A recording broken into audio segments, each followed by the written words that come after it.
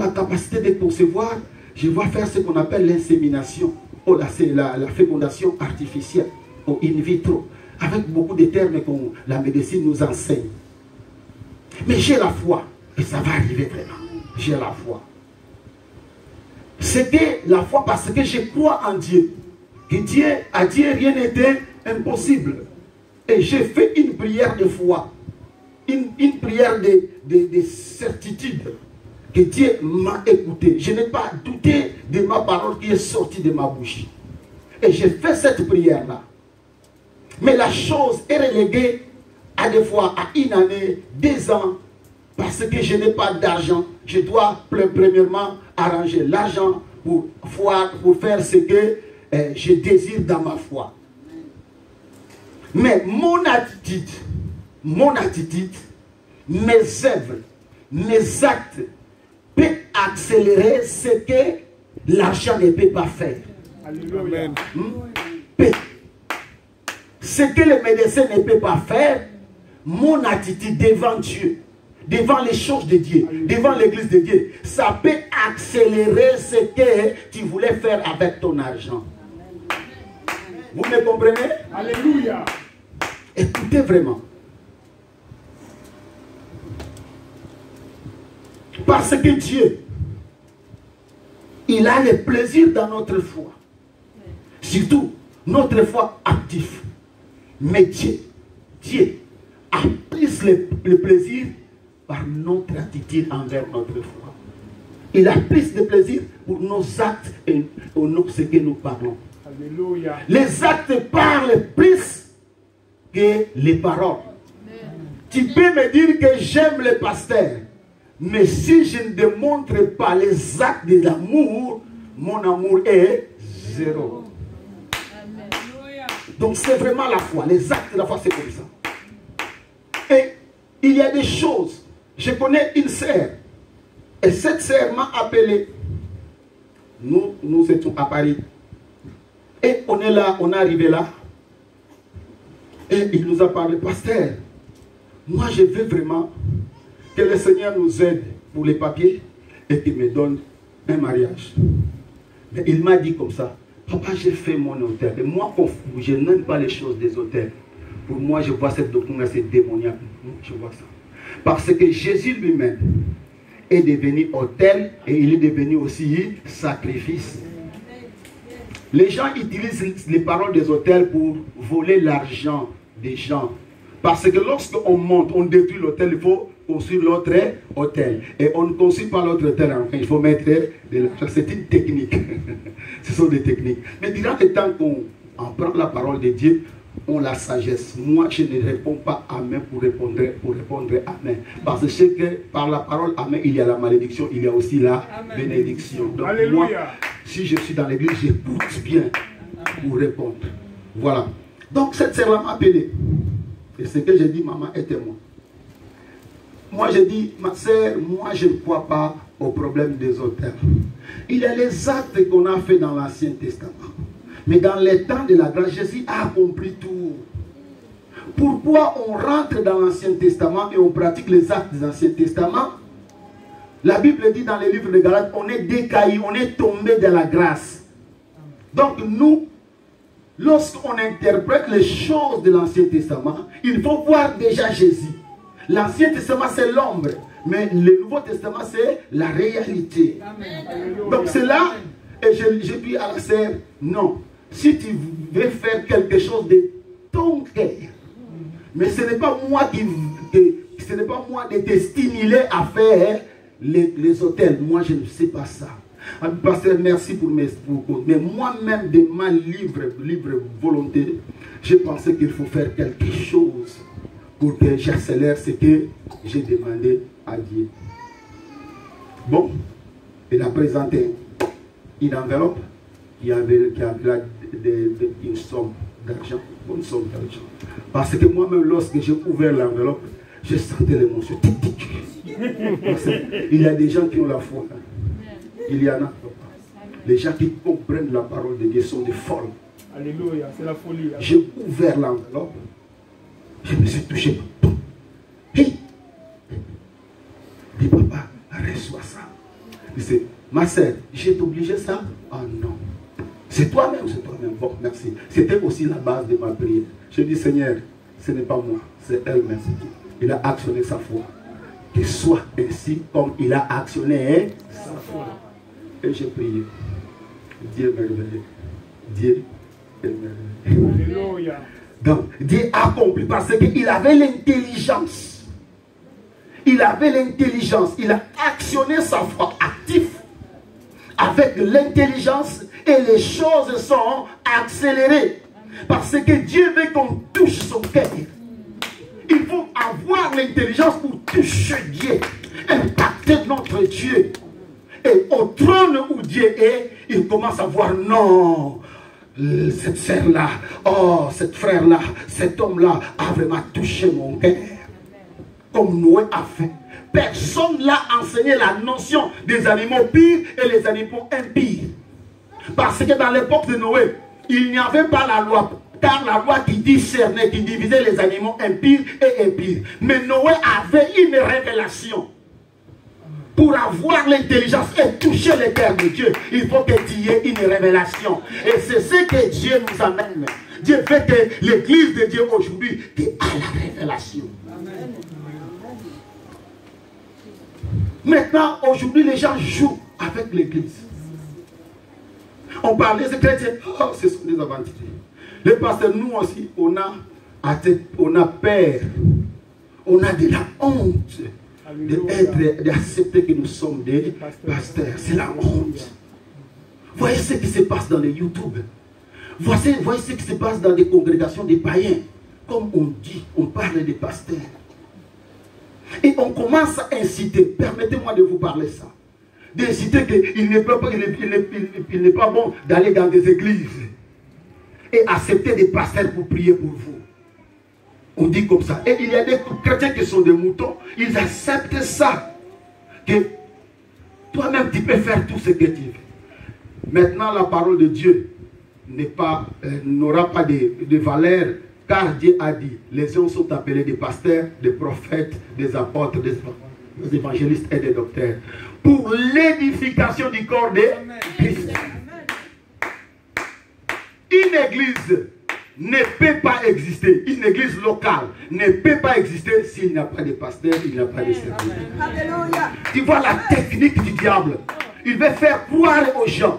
Il y a des choses que toi-même tu ne peux pas déclencher. Il faut que le serviteur soit là pour déclencher ça. Parce qu'il a un mandat. Il a l'alliance avec Dieu pour la mission que Dieu l'a confiée. Tu vois les techniques. Mais maintenant, nous aussi les pasteurs, on a honte vraiment. Moi, à des fois, lorsque j'arrive dans un milieu, je me croise les bras et je m'éteins. Tu sais, je n'aime pas dire que je suis pasteur. Mais je veux que les gens voient en moi que je suis serviteur. Alléluia. Et en me voyant, ce que je suis, ce que je manifeste, il dit vraiment, celui-là c'est un serviteur de Dieu. Parce que c'est la honte. Et la honte vient pourquoi? Parce que le peuple de Dieu ne veut pas la connaissance. Il y a des choses qui se passent dans l'église, les enseignements. On est lié dans des prédications, dans des émotions. Tu reçois le mariage, tu reçois les enfants. Oh, Dieu a plus que les enfants et les mariages que tu cherches. Alléluia. Jésus. Il a plus que ça. Ce sont des choses temporelles qui se passent. Il y a des gens qui ont reçu des mariages, ils sont divorcés. Alléluia. Il y a des gens qui ont beaucoup d'argent. Maintenant, on n'a pas d'argent. Vous connaissez l'Angola. L'Angola, c'est un pays où il y avait beaucoup d'argent. Il y avait beaucoup d'argent. Mais maintenant, en Angola, les gens, on commence à ramasser des choses dans des poubelles. Tu vois? Ce sont des choses superficielles. Et Dieu a plus que ces choses-là. Donc, mon frère, ma soeur, si vous avez votre pasteur qui vous enseigne, qui vous amène à la connaissance, c'est un bon serviteur de Dieu. Parce qu'en connaissant, avoir la connaissance, c'est la mère de pratiquer. Et lorsqu'on pratique, on devient, on arrive au succès. C'est pour cela, moi, je priorise la connaissance. Je suis un pasteur aussi des émotions. Timothée me connaît. Lorsque les sept esprits commencent à m'utiliser, ce sont des choses terribles qui arrivent. Mais j'aime enseigner les peuples de Dieu, que les peuples de Dieu ne soient pas dans l'ignorance.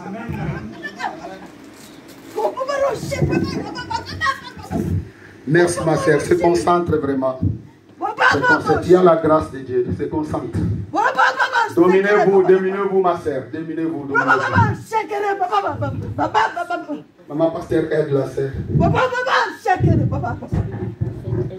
Ok. Donc, il y a des attitudes que nous on peut poser qui fait qu'on accélère, on impacte notre Dieu, on impacte notre Père. Comme la surprise, à des fois, les enfants font envers leurs parents. Il y a un enfant qui travaille. Et cet enfant aime, maman je t'aime, mon papa je t'aime. Mais il te fait une surprise. Il vient avec une voiture neuve. L'homme il arrive, papa, voici le prix, je t'ai acheté une voiture neuve. Je t'ai acheté une maison. Tu vois, ça impacte le cœur d'une maman et d'un enfant. Notre Dieu, c'est un Père aussi. C'est pour cela qu'il nous a dit, lorsque vous priez, dit, notre Père qui est aux cieux. Et plus que les pères que nous voyons, nos pères biologiques, il est plus que ça. C'est pour cela, lorsqu'on est faible, il nous soutient. Lorsque nous tombons, nous sommes tombés, il nous relève. Donc c'est un Père qui est au-dessus de tous les pères biologiques. Ok. Dans le livre de Romains chapitre 10, pasteur, permettez-moi. C'est mon dernier jour. Amen. Amen. Et le peuple dit, soyez calme. On ne sera pas déçus. Ok, dans le livre de Romains chapitre 10, verset 7, qu'est-ce que la Bible dit? Or la foi, non, ça c'est les...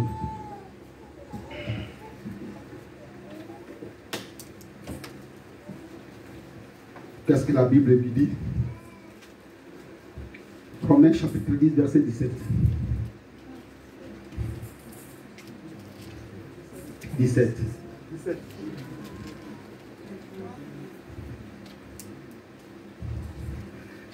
Ainsi la foi vient de ce qu'on entend.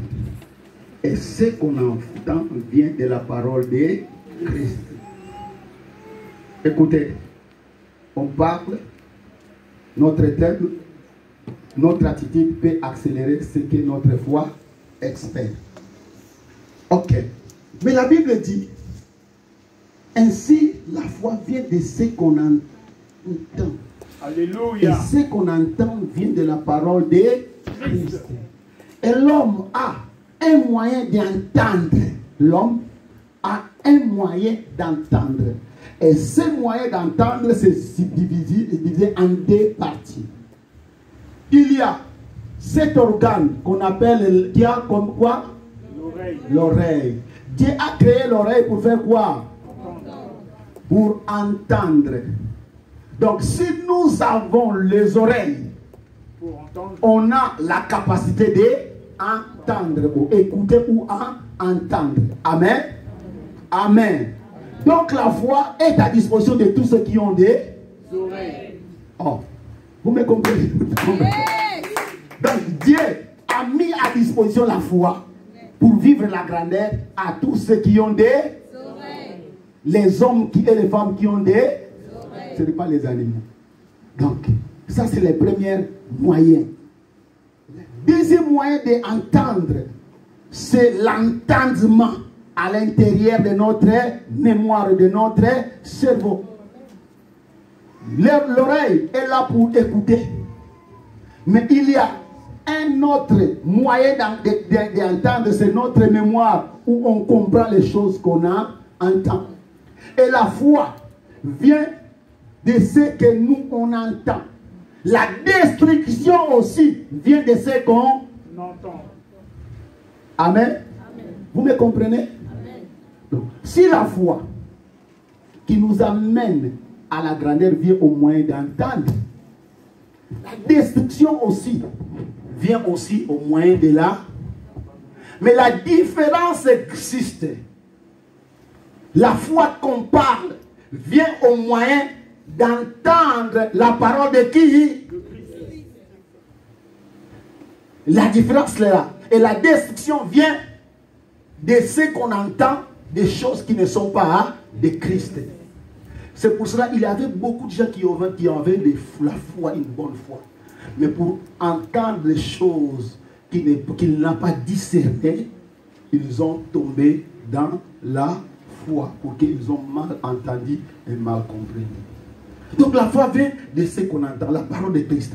Lorsque la Bible parle de la parole de Christ, on nous dit directement de la Bible. Donc la parole de Christ, c'est la parole qu'on nous enseigne, la parole de Dieu. Donc notre foi vient comme ça. Mais comment écouter? Comment écouter? Nous, le pasteur est en train de parler. Oui, il nous a prêché. Qu'est-ce qu'il vous a prêché? Oh, le pasteur a dit, le pasteur a dit, lorsque le pasteur a pris le fils de l'évangéliste Timothée. Voilà, c'est ça. Non, ce n'est pas ça. Il y a beaucoup de manières pour écouter. Ok, je dois être spécifique pour vous aider, pour nous aider, nous tous. Ok, pour arriver à la foi active. Écoute-moi bien. Première, il faut écouter bien. Il faut écouter bien. Si tu écoutes bien, tu auras la capacité de transmettre aussi bien. Vous me comprenez? Alléluia. Donc c'est pour ça, lorsqu'on est dans l'église, ne joue pas, soyez attentifs. Il y a les moments, il y a les temps, et c'est le temps que Dieu parle. Mais le diable aussi parle. Donc il faut écouter bien.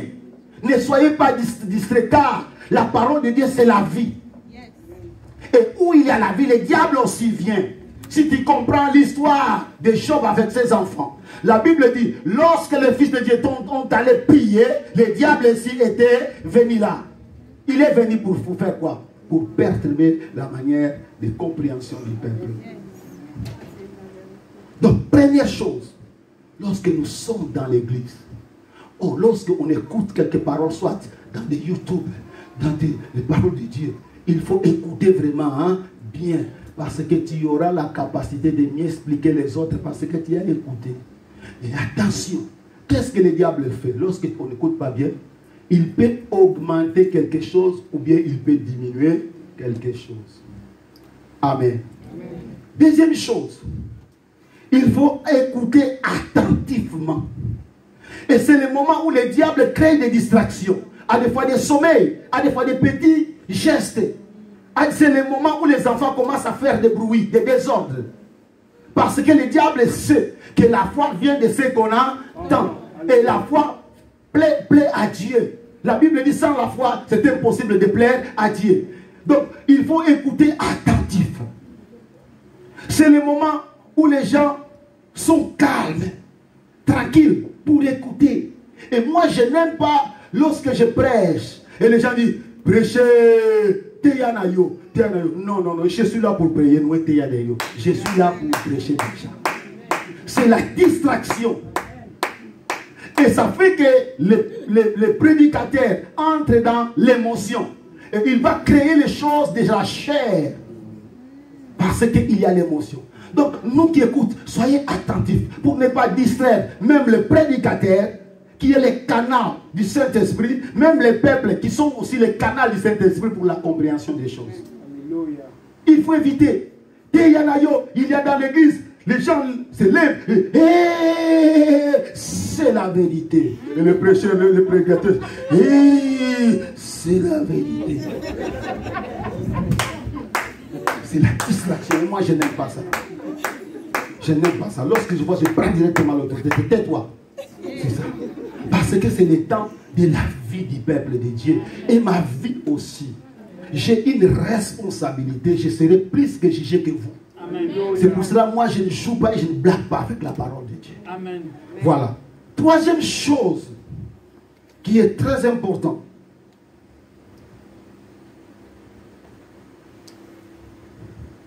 Il faut écouter avec silence. Habakkuk a déjà parlé ça. Lorsque tu entres dans la parole de Dieu, il faut garder le silence.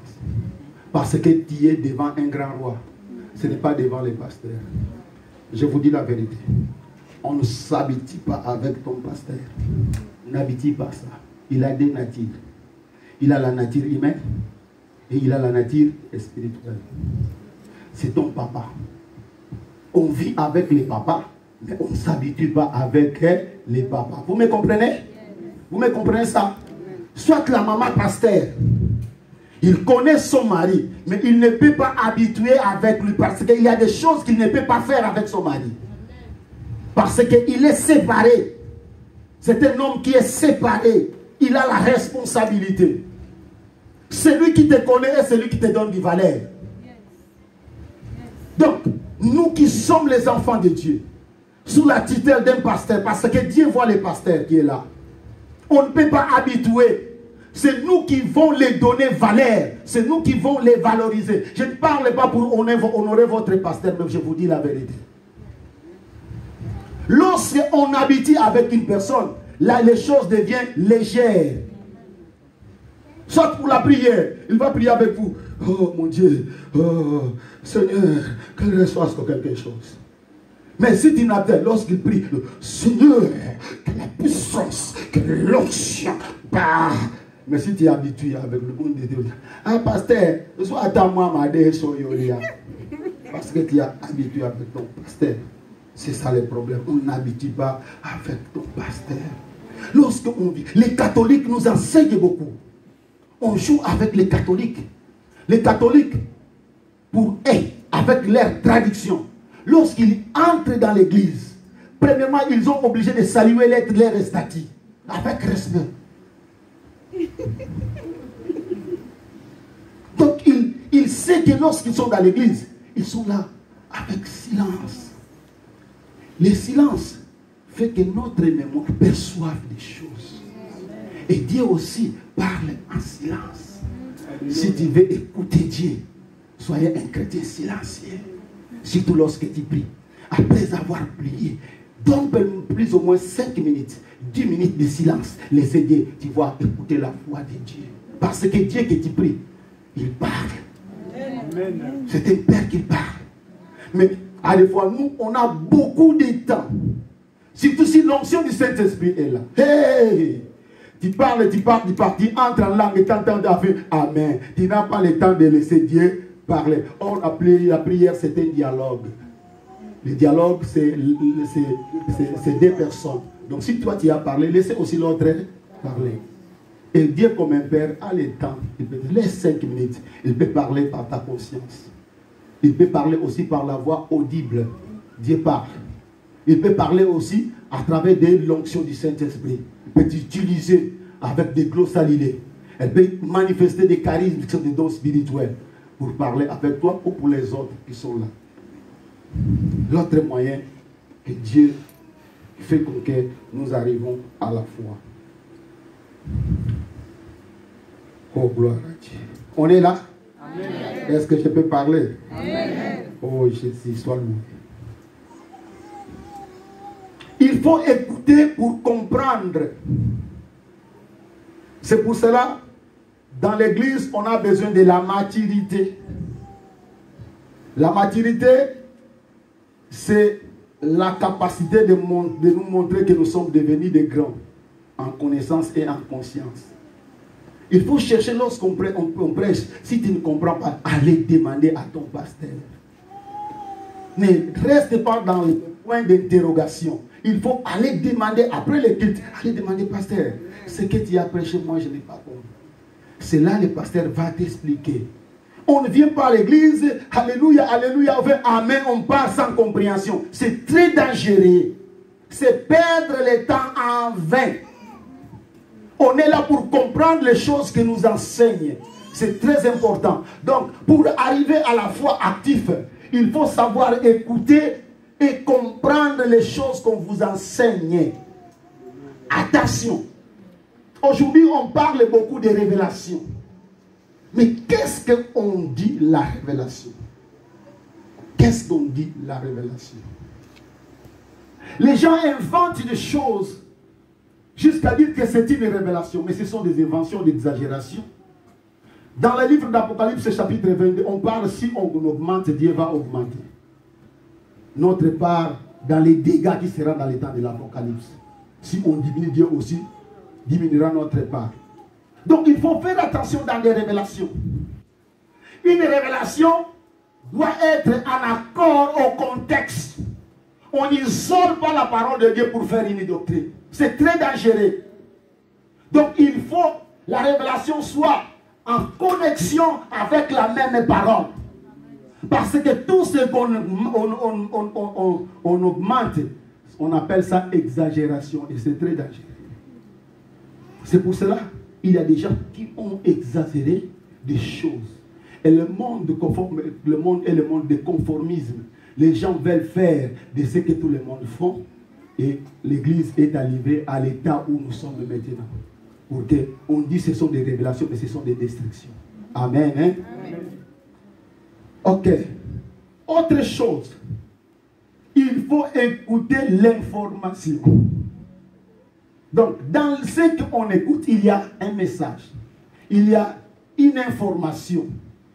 Donc, il faut écouter l'information. Ce qu'on parle, ce n'est pas seulement pour comprendre, mais écouter l'information. Est-ce que c'est vrai ou faux? C'est pour cela que les chrétiens de Béret, lorsqu'on les prêchait la parole de Dieu, ils cherchaient à découvrir où se trouvent les textes. Ils sont là avec leurs cahiers. Oh merci. Je vois des gens qui sont en train de graver et des gens qui sont en train d'écrire. Mais il y a des gens qui ont des gravations de mémoire. Sont des pérites dans leur mémoire. Ils ne savent pas lire, ils ne savent pas écrire, mais ils ont une bonne mémoire.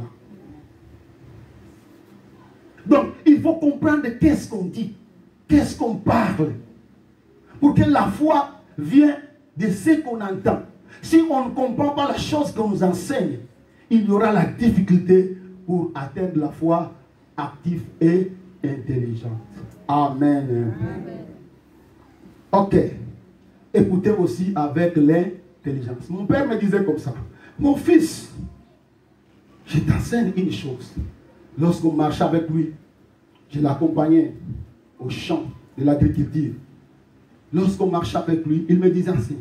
Mon fils, je sais que vous êtes dans l'état différent de notre état, de notre époque. Mais ce que je te dis, si on t'enseigne la sagesse, qu'il se trouve à toi la sagesse. Donc si quelqu'un t'enseigne la sagesse, toi tu dois avoir aussi ta sagesse. Parce que si on t'enseigne la sagesse et toi tu n'as pas la sagesse, on peut te mentir. Vous me comprenez? Donc, en lingala, on dit comme ça. Ceux qui basent la question maïe, les kutamana maïe, les nayo. Aux alazo bate, pourtant ceux basent la question de kuta. Maïe no eza katikati nayo. Yamonde ekosa. Donc l'intelligence que tu as, la sagesse que tu as, ça fera que tu peux travailler avec ce qu'on t'enseigne.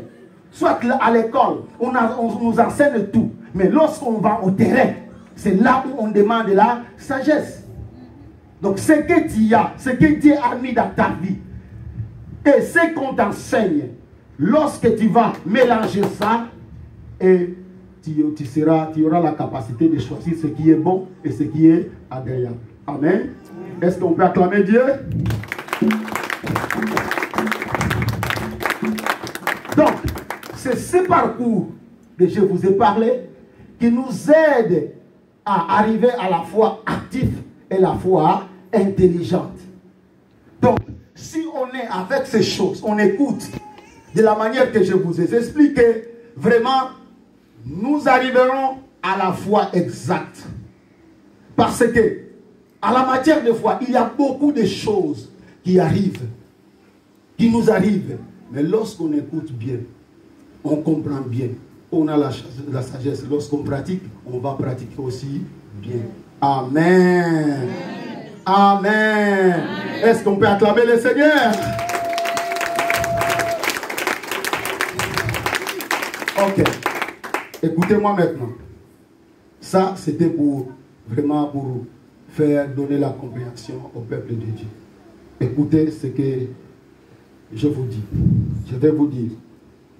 Dans l'église, écoutez-moi. Ce que va me montrer que vous écoutez la parole de Dieu ou bien vous n'écoutez pas la parole de Dieu. Vous comprenez la parole de Dieu ou vous ne comprenez pas la parole de Dieu. Dans l'église, on n'a pas besoin de célibataires. Tu vois, tout le monde. Et les célibataires, on les chasse dans l'église. On n'a pas besoin, on est en l'église, on n'est pas besoin de célibataires, on ne peut pas vivre de célibataires. Qu'est-ce qui signifie être un célibataire? C'est ça. Si on ne connaît pas la définition d'un célibataire, je peux vous choquer, ça peut vous scandaliser. Être un célibataire, c'est être un solitaire. Celui qui n'a pas un compagnon. N'est-ce pas? C'est ça, hein? Célibataire, c'est celui qui n'a pas le mari, n'a pas un compagnon. Hein? Donc, dans l'église, le chrétien n'est pas célibataire. Il ne peut pas vivre comme solitaire. Moi, lorsque je viens à l'église, après avoir pris, je vais dans ma même maison. Je vais mourir. Ah, je vais mourir. Moi, je n'ai rien dans l'église, je n'ai rien à faire. Donc, il est seul.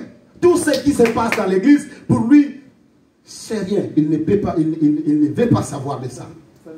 Ça ne le concerne pas. C'est un célibataire. Donc, c'est un chrétien qui dépend vraiment de lui-même. Il est dans le corps, il ne sait pas qu'il est obligé de vivre dans le corps. Il commence à se séparer.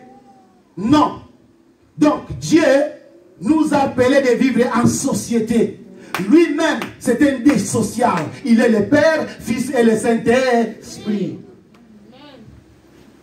Ma mère, ma soeur, mon frère, les enfants de Dieu, n'acceptez pas d'être dans l'église comme un célibataire. Non. Il faut être sociable avec les autres.